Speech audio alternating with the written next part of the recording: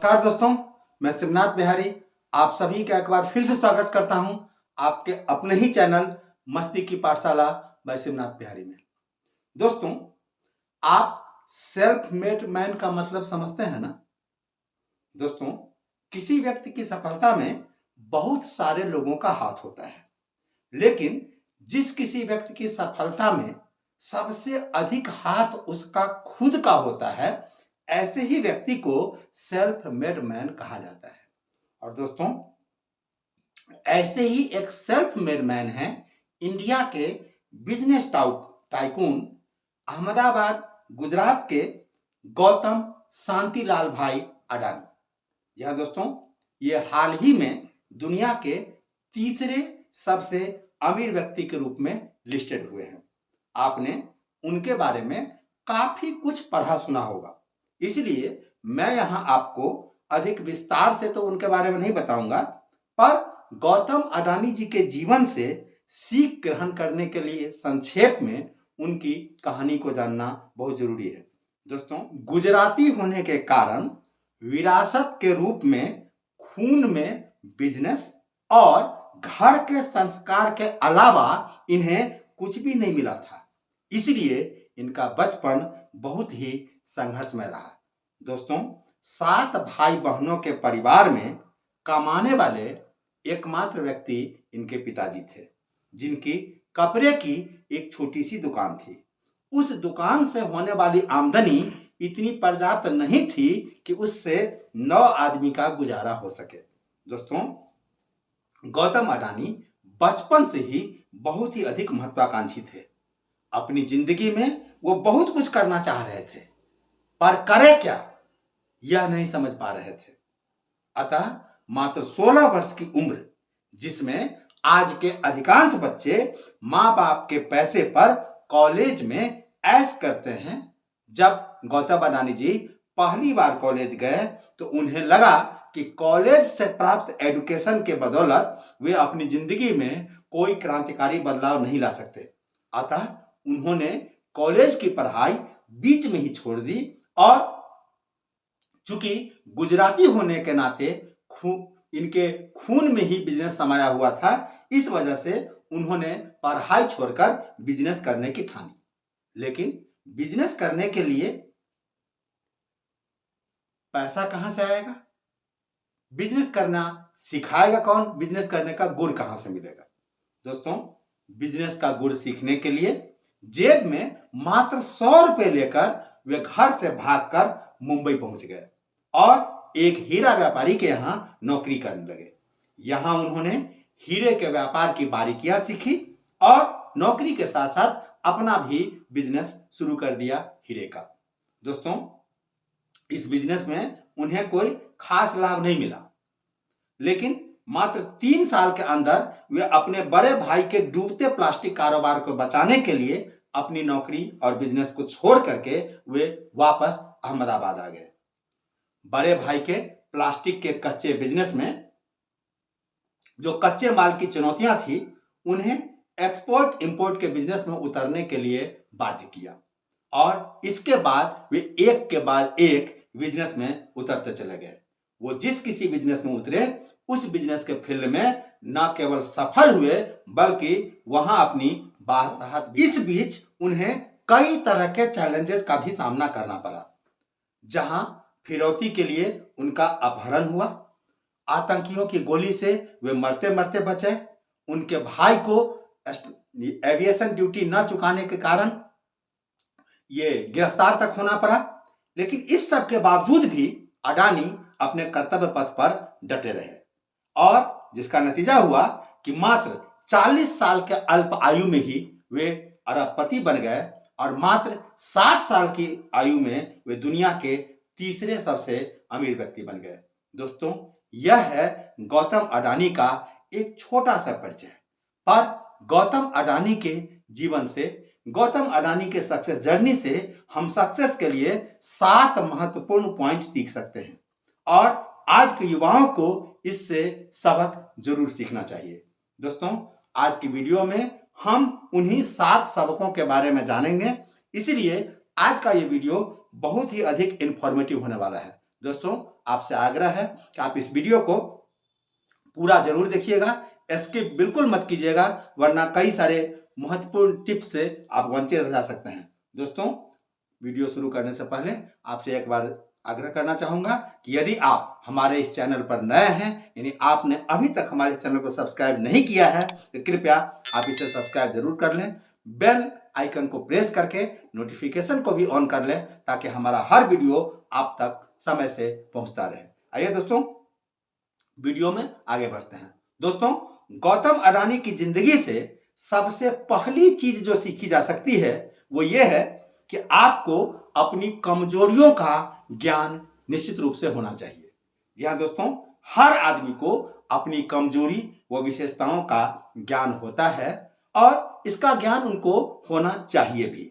अगर आप अपनी जिंदगी में सफल होना चाहते हैं तो आपको अपनी विशेषताओं का ज्ञान भले ही ना हो, लेकिन आपको अपनी कमजोरियों का ज्ञान तो निश्चित रूप से होना ही चाहिए। दोस्तों, जैसे हनुमान जी को उनकी शक्तियों का स्मरण कराने के लिए जामवंत जी मिल गए थे, उसी तरह से आपकी विशेषताओं से आपका परिचय कराने के लिए आपको कोई ना कोई जामवंत जरूर मिल जाएंगे, लेकिन कोई भी आदमी आपकी कमजोरियों से आपको अवगत नहीं कराएगा। जी हाँ दोस्तों, हर आदमी अपनी कमजोरियों के बारे में जानता है, लेकिन ये दूसरे से सुनना पसंद नहीं करता।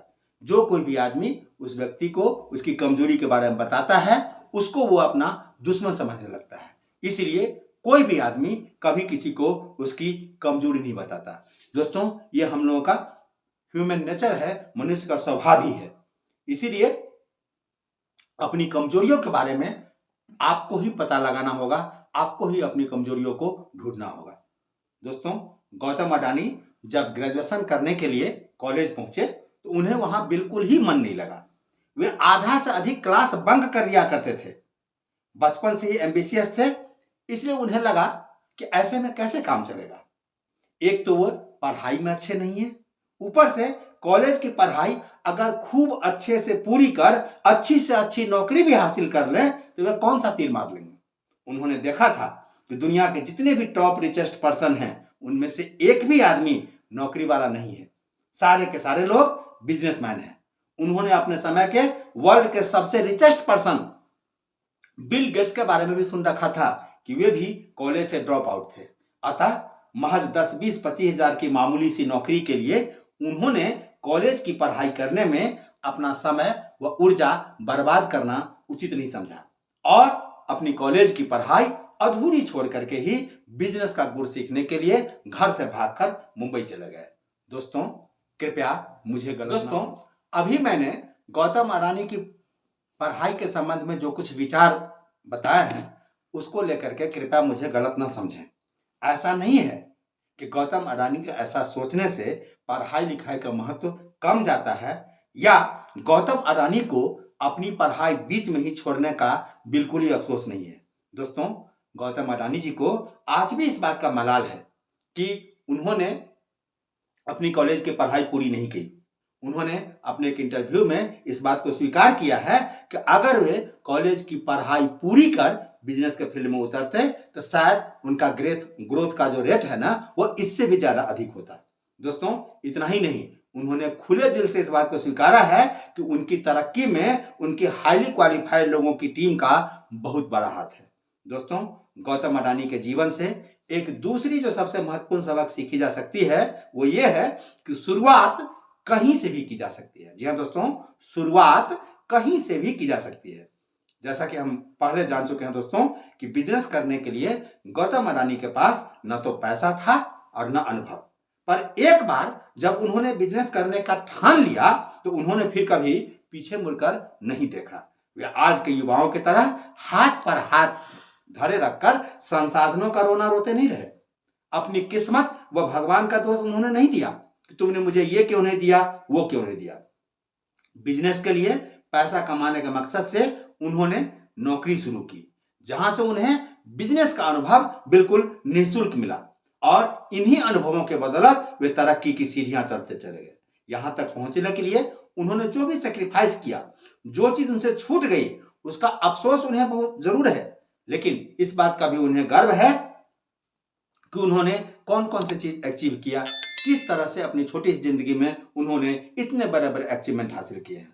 दोस्तों, आप गौतम अडानी जी से सीख सकते हैं कि जो आपने खोया है उसका अफसोस करना छोड़िए और जो पाया है उसे सेलिब्रेट करना सीखिए। और हाँ, शुरुआत कहीं से भी की जा सकती है, क्योंकि इस बात से कोई फर्क नहीं करता कि आज आप कहां हैं। जी हाँ, इस बात से कोई फर्क नहीं पड़ता कि आज आप कहां हैं। सब कुछ इस पर निर्भर करता है कि आपको जाना कहां है, आपको जाना कहां है। दोस्तों, गौतम अडानी का विजन बिल्कुल क्लियर था। वे तय कर चुके थे कि उन्हें अपने जीवन में क्या हासिल करना है, इसलिए वे इस बात का कभी रोना नहीं रोए कि उनके पास क्या है और क्या नहीं है। दोस्तों, गौतम अडानी से तीसरी जो सबसे महत्वपूर्ण चीज सीखी जा सकती है वो ये है कि अगर आपका लक्ष्य स्पष्ट है, जी हाँ दोस्तों ध्यान दीजिएगा, अगर आपका लक्ष्य स्पष्ट है तो मंजिल तक पहुंचने का रास्ता खुद आपको ढूंढ लेती है। जी हाँ दोस्तों, जिसका लक्ष्य स्पष्ट होता है ना, उसकी मंजिल, उस लक्ष्य तक पहुंचने का रास्ता खुद ही ढूंढकर उसे दे देती है। दोस्तों, जैसा कि हम जान चुके हैं कि जब गौतम अडानी ने पढ़ाई छोड़ बिजनेस करने का निश्चय किया तो उनके पास न तो बिजनेस करने के लिए पूंजी थी और ना ही कोई अनुभव था। घर के लोग भी पढ़ाई छोड़कर बिजनेस करने देने के लिए राजी नहीं थे, जो वो कहीं से भी उनको बिजनेस करने के लिए पूंजी की व्यवस्था कर देते। दोस्तों, इसी कारण से गौतम अडानी को घर से भागकर मुंबई जाना पड़ा। लेकिन जब बड़े भाई ने उनको अपने डूबते हुए प्लास्टिक के बिजनेस को संभालने के लिए बुलाया तो वे फौरन मुंबई से अहमदाबाद आकर के उनके बिजनेस में पार्टनर। अडानी के बड़े भाई का जो प्लास्टिक का बिजनेस था, उस प्लास्टिक बिजनेस में हर महीने 20 टन पीवीसी ग्रैनुअल्स, जिसको कि हम प्लास्टिक के दाने बोलते हैं, इसकी जरूरत पड़ती थी। लेकिन चूंकि उस समय इंडिया में प्लास्टिक युग की शुरुआत हुई ही थी, इस वजह से इंडियन मार्केट में इतनी अधिक मात्रा में पीवीसी ग्रैनुअल्स यानी प्लास्टिक के दाने उपलब्ध नहीं थे। इसीलिए गौतम अडानी ने जब भाई के साथ उनके बिजनेस में पार्टनरशिप की तो इस पीवीसी ग्रैनुअल्स को दूसरे देशों से इंपोर्ट करना शुरू किया और इस तरह वे प्लास्टिक के बिजनेस से एक्सपोर्ट इंपोर्ट के बिजनेस में उतर गए। दोस्तों, इस बिजनेस में अपनी सूझबूझ से उन्होंने खूब तरक्की की और फिर वे पीवीसी ग्रैनुअल्स के साथ ही और भी चीजों को इंपोर्ट करने लगे। इसी क्रम में उन्हें गुजरात में पोर्ट को डेवलप करने का कॉन्ट्रैक्ट मिला और इस तरह वे इंफ्रास्ट्रक्चर के बिजनेस में भी उतर गए। फिर उन्होंने पावर सप्लाई के क्षेत्र में भी हाथ आजमाया और थर्मल व सोलर दोनों ही तरह के पावर में उन्होंने सफलता की बुलंदियों को छुआ। उन्होंने कोयला व केमिकल का ही व्यापार किया और एक के बाद एक अलग अलग बिजनेस में उतरते चले गए। कुछ बिजनेस को उन्होंने खुद सेटअप किया तो कुछ बिजनेस उन्होंने दूसरी कंपनियों को खरीद करके खड़ा किया। जी हाँ दोस्तों, एसीसी व अंबुजा सीमेंट कंपनी को खरीद करके उन्होंने सीमेंट उद्योग में कदम रखा। इस तरह से उन्होंने जितने भी बिजनेस किए सभी एक दूसरे से लिंक्ड थे। जी हाँ दोस्तों, ये अडानी की बहुत बड़ी खूबी है कि उन्होंने जितने भी बिजनेस किए हर बिजनेस एक दूसरे से लिंक्ड थे और यही वजह रही कि उनके ग्रोथ की स्पीड इतनी अधिक हाई। अडानी की खूबी थी कि उन्होंने जितने भी बिजनेस स्टार्ट किए सभी एक दूसरे से लिंक्ड थे और इस कारण से उनको बिजनेस में बहुत तेज ग्रोथ मिला और बहुत कम समय में ही उन्होंने इतना बड़ा बिजनेस एम्पायर खड़ा कर लिया। दोस्तों, गौतम अडानी की जिंदगी से जो चौथी चीज सीखी जा सकती है वो ये है कि आपको अवसरों को पहचानने और क्राइसिस को एडवांटेज में कन्वर्ट करने की कला आना चाहिए। यह दोस्तों, हर आदमी को ऊपर वाला अपनी जिंदगी बदलने के लिए एक न एक मौका अवश्य देता है। एक न एक अवसर हर आदमी को मिलता है अपनी जिंदगी बदलने के लिए। दोस्तों, कुछ लोग उस अवसर को दोनों हाथों से लपक लेते हैं तो कुछ लोग अवसर को पहचान ही नहीं पाते, बल्कि नहीं पहचान पा रहे कारण उस अवसर को साफ नकार देते हैं।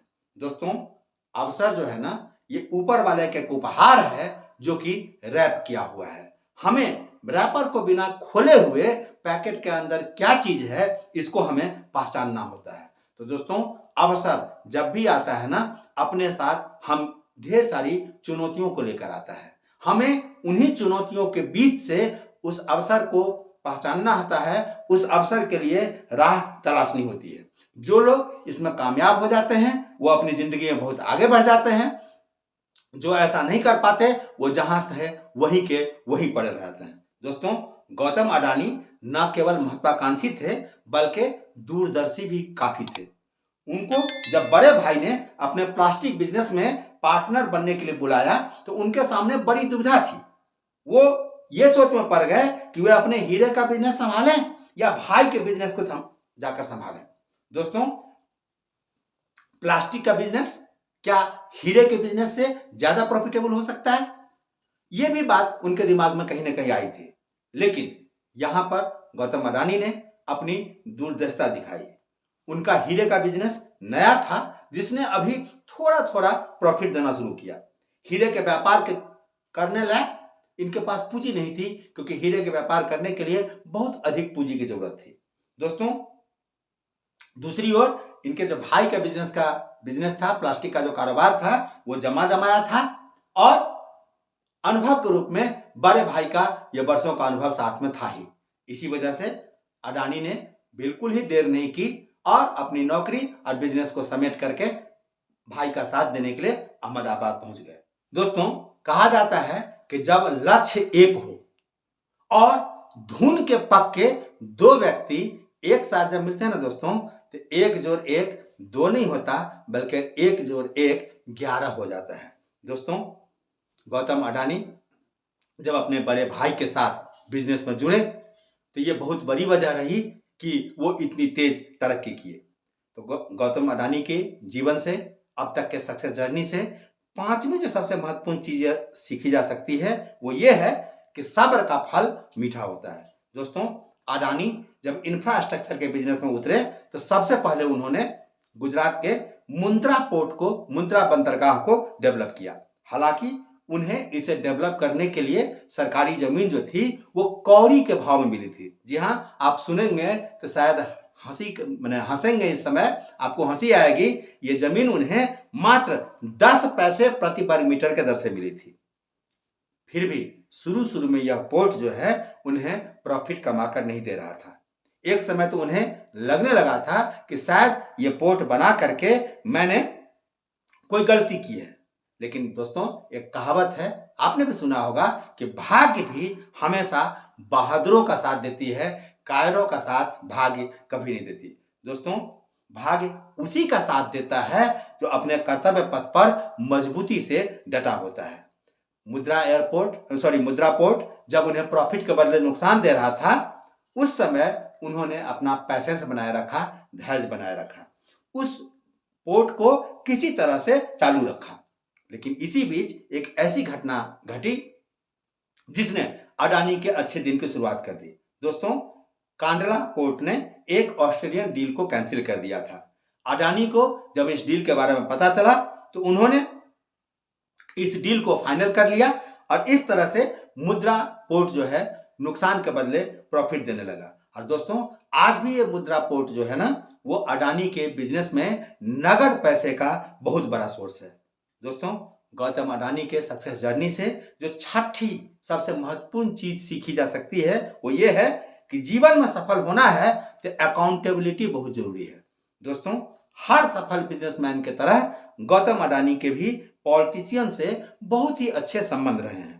क्योंकि गौतम अडानी ने सबसे अधिक तरक्की माननीय नरेंद्र मोदी जी के समय में की है, इसलिए मोदी विरोधी तो खुलकर कहते हैं कि मोदी जी के चलते ही अडानी ने इतनी तरक्की की है। लेकिन दोस्तों, अगर अडानी के तरक्की का सारा श्रेय हम केवल पॉलिटिशियन को देते हैं ना दोस्तों, पॉलिटिशियन के साथ जो अच्छे संबंध हैं, इसी को अगर हम अडानी के तरक्की का सारा श्रेय देते हैं तो ये कहीं से भी उचित नहीं होगा। दोस्तों, हर बिजनेसमैन को सरकार का सपोर्ट मिलता ही रहता है, बशर्ते उसकी नीतियां सही हो। दोस्तों, सरकार व बिजनेसमैन एक दूसरे के पूरक होते हैं। बिजनेसमैन ही सरकार को देश चलाने के लिए धन उपलब्ध कराते हैं। अतः हर सरकार अपने यहाँ के बिजनेसमैन को सपोर्ट, अडानी को भी सभी सरकारों ने सपोर्ट किया है, चाहे वो किसी भी पार्टी की सरकार हो।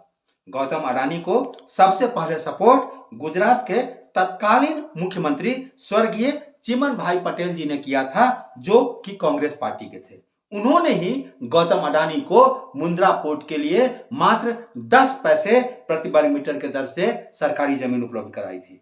दोस्तों, चिमन भाई पटेल ने जो परंपरा शुरू की, अडानी को जो सपोर्ट करना शुरू किया, इसी सपोर्ट को आगे उनके बाद के जो भी मुख्यमंत्री बने उन्होंने भी जारी रखा। केशु भाई पटेल ने आगे के पोर्ट के लिए उनको 10 पैसे के बदले 1 रुपये वर्ग मीटर के दर से जमीन देना शुरू किया। माननीय मोदी जी भी जब मुख्यमंत्री थे उस समय भी उन्होंने अडानी को काफी सपोर्ट। सही है कि गौतम अडानी को तमाम सरकार ने, तमाम नेताओं ने, तमाम पार्टी के नेताओं ने सहयोग किया, जो कि उनके बिजनेस में ग्रोथ का एक महत्वपूर्ण कारण है। लेकिन इन सबसे बड़ा कारण, इन सबसे अधिक हाथ गौतम अडानी जी की बिजनेस के प्रति स्पष्ट नीति, उनकी सूझबूझ, उनका डिवोशन, डेडिकेशन और बिजनेस में किए गए कमिटमेंट को लेकर के अकाउंटेबिलिटी है। जी हाँ दोस्तों, अकाउंटेबिलिटी का मतलब होता है आपने जो भी वादा किया है उस वादा को आपको निभाना है। गौतम अडानी के इस गुण ने बिजनेस के क्षेत्र में उन्हें बहुत अधिक ट्रस्टवर्दी बनाया। लोग उनकी बात पर भरोसा करने लगे और ये बहुत बड़ा कारण है उनकी तरक्की का। ऑस्ट्रेलिया में जब उन्हें केमिकल कोल माइंस नहीं मिल रही थी तो उन्होंने अपनी सूझबूझ से ऑस्ट्रेलियन सरकार से डील किया और अंततः उसे हासिल करके ही छोड़ा। दोस्तों, हम अंतिम बात जो ये गौतम भाई अडानी से सीख सकते हैं वो ये है कि जिस समस्या का नियंत्रण आपके हाथ में न हो उसके समाधान को लेकर के आपको चिंता करना बिल्कुल फिजूल है। जी हाँ दोस्तों, गौतम अडानी ने भले ही बहुत कम समय में ही बहुत अधिक तरक्की हासिल की है, लेकिन यहाँ तक पहुँचना उनके लिए कभी भी आसान नहीं रहा। बिजनेस से लेकर के अपनी जिंदगी में भी उन्होंने काफी उतार चढ़ाव देखे। और दोस्तों, जैसा कि आप पहले सुन चुके हैं कि इनके भाई एविएशन ड्यूटी नहीं चुका पाने के कारण गिरफ्तार हुए थे। 2 बार इन्होंने खुद अपने मौत को बहुत करीब से देखा है। एक बार तो इनका फिरौती के लिए भी अपहरण हुआ था और दूसरी बार ताज होटल में जब आतंकी हमला हुआ था वहां भी ये फंस गए थे। जी हाँ दोस्तों, गौतम अडानी ने अपने एक इंटरव्यू में स्वीकार किया है कि जिस दिन मेरा अपहरण हुआ मुझे ठीक उसके अगले ही दिन छोड़ दिया गया और उस समय भी अगर कोई दूसरा आदमी होता तो हार्ट अटैक से उसकी जान चली जाती, लेकिन मैं उस रात भी चैन की नींद सोया क्योंकि मैं जानता था कि मैं इसमें कुछ नहीं कर सकता। उसी तरह से जब होटल ताज में आतंकी हमला हुआ, वो दुबई से आए अपने एक दोस्त के साथ कुछ बिजनेस डिस्कशन करने के लिए और डिनर पर वहां पर थे। अगर 5 मिनट पहले भी वो बिल चुका करके निकल गए होते तो शायद कुछ और भी हो सकता था, लेकिन बिल चुकाने के बाद उनके दोस्त ने कुछ और बातचीत करने की इच्छा जाहिर की और इसीलिए बिल काउंटर से वो लोग कॉफी काउंटर पर चले गए और तभी यह हादसा हुआ। उन्होंने अपने सामने लोगों को गोली से तड़पते मरते देखा। कोई दूसरा आदमी होता तो सब देख कर उसका हार्ट अटैक हो जाता, लेकिन ऐसे समय में भी अडानी ने पैसेंस को नहीं छोड़ा और यही कारण है ये उनकी तरक्की का। दोस्तों, ये थी आज की स्टोरी, आज की कहानी। उम्मीद करता हूँ आपको काफ़ी पसंद आई होगी। अगर आपको पसंद आई है तो आप इसे दूसरे तक शेयर करें ताकि हमारे आज की युवा पीढ़ी भी गौतम अडानी जी से कुछ सीख सके। दोस्तों, जाने से पहले आपसे एक आग्रह करना चाहूँगा कि यदि आपने अभी तक हमारे चैनल को सब्सक्राइब नहीं किया है तो काइंडली इसको जरूर सब्सक्राइब कर लीजिए। बेल आइकन को प्रेस करके नोटिफिकेशन भी ऑन कर लें ताकि हमारा हर वीडियो समय तक मिलता रहे। दोस्तों, आपने इतने लंबे वीडियो को यहाँ तक देखा, इसके लिए आपका बहुत बहुत धन्यवाद। बहुत जल्द मिलते हैं एक नए वीडियो में एक नए टॉपिक के साथ। तब तक के लिए अपना ख्याल रखिए, मस्त रहिए, स्वस्थ रहिए। Thank you very much. जय हिंद।